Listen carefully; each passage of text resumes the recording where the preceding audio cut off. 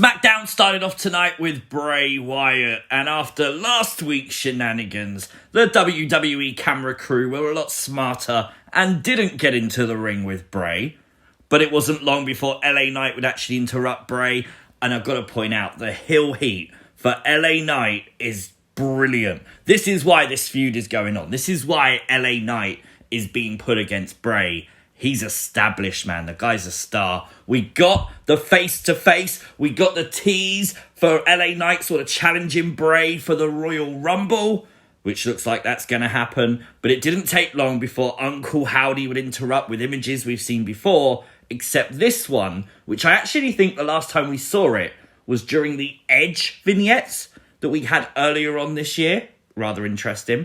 But then this figure would emerge. Uncle Howdy, we think, would walk to the ring. He would look like he was going to attack LA Knight. Instead, he'd stand side by side with Bray and hit him with Sister Abigail. This was not what I was expecting at all. Uncle Howdy laid out Bray Wyatt. It's important to note Howdy, or whoever this is, had theme music. This is going to be a character. This is going to be someone who's used on TV, potentially to wrestle. So that's something I think we found out tonight.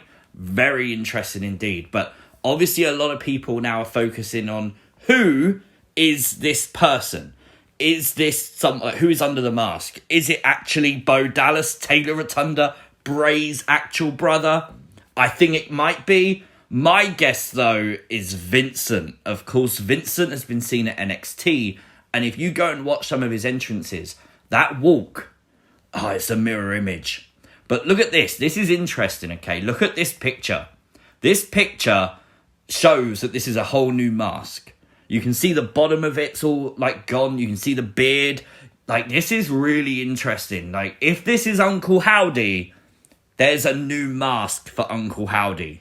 Now, it's worth mentioning, on the replay of what happened tonight, Michael Cole did specifically call this character Uncle Howdy. Is that because he doesn't know any different, or because it is Uncle Howdy? Maybe the new mask is just his wrestling attire. But we did get confirmation of the pitch black match at the Royal Rumble later on SmackDown. Bray, LA Knight, one-on-one. What on earth is a pitch black match? And even bigger question, why is Edge in one of the promos for it?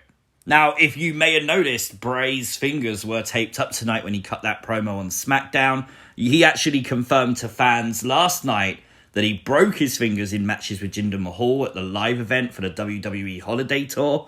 It's seemingly not stopping Bray. It's also worth noting, a lot of fans on Twitter pointing out, Uncle Howdy used Sister Abigail. We haven't seen Bray use the move on TV yet, and it is the move being teased by Alexa Bliss. Interesting. This is things you might have missed. Friday Night SmackDown, I've missed this. Make sure you hit the like button. And if you are new to the channel, hit the subscribe button too. John Cena was back. Now, this might be a one-night thing, but tell you what, I don't care. I'm sorry, okay? John Cena returning to WWE feels like a big deal. Main event for probably what they called the biggest match of the year. Huge big fight feel for the match. But can we focus on the referee for this match, please? Jessica Carr gave Sami Zayn, watch this, an actual stunner at a live event just the other day. Look! How is it fair that she then referees this match? How is the Bloodline gonna stand any opportunity? There was something cool with visual with Cena and Owens and Roman just sort of stood there like that. Really, really cool. But did you notice they pumped commercials into this match like crazy? You may have seen Jessica Carr calling the spots during the hot tag. I think she was shouting to Kevin Owens about what Roman was doing because, she's clearly biased against the Bloodline. But there was an awesome spot of the double You Can't See Me with Cena and Owens. And Owens' eye was really banged up. But nonetheless, Cena and Owens win. Awesome.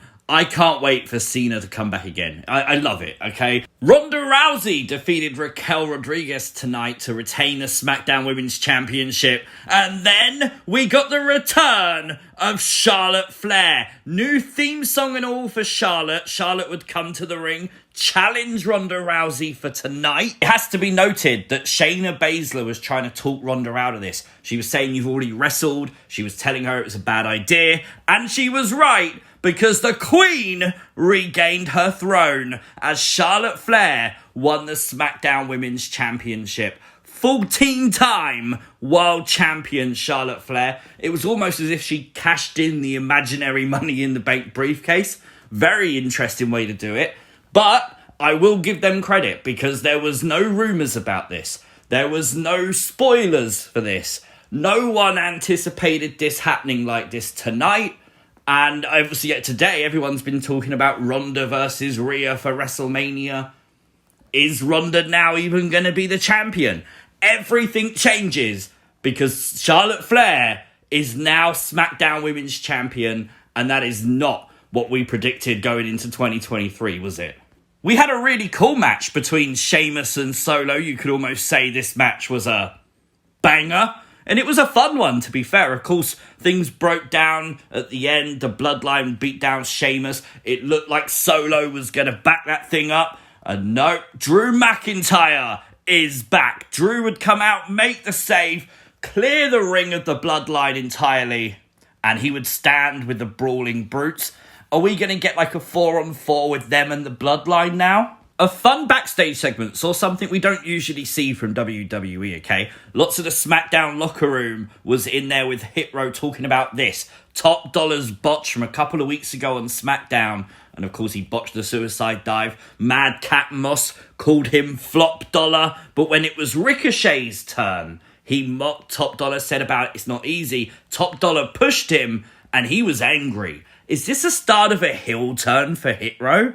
Are they going to use the botch and people mocking Top Dolla to turn Hit Row heel? Do you know what? That would be cool. Something that wasn't planned, but you use it as part of the story. I think that's genius. Absolutely genius. Obviously, it's a moment fans talked about. So, yeah, why not? I'm for this. It looks as though the rumours are true. Braun Strowman and Gunther will be the next feud for the IC title. Give credit to Braun tonight, though. He stopped Gunther's chop. That is like stopping a moving bullet coming towards your chest. Braun Strowman, the monster. Is he the one to dethrone Gunther, do you think? Gunther did leave him laying. It makes you wonder, because the whole World Cup we thought Braun was winning to face Gunther. Of course, that interaction with Ali happened on Twitter. Makes you wonder if Braun didn't win it for that reason, and they sort of postponed it as maybe a sort of small punishment. Maybe? Quick addition, WWE did confirm towards the end of SmackDown that Gunther Braun will happen in 2 weeks' time for the IC title on SmackDown. This was an epic SmackDown, especially after the clip show of Raw we got on Monday. This, 10 out of 10, loved it. If you are new to the channel, hit the subscribe, turn on notifications. You'll never miss another upload. Like, share, subscribe, let me know your thoughts down below, and I'll see you next time. Peace!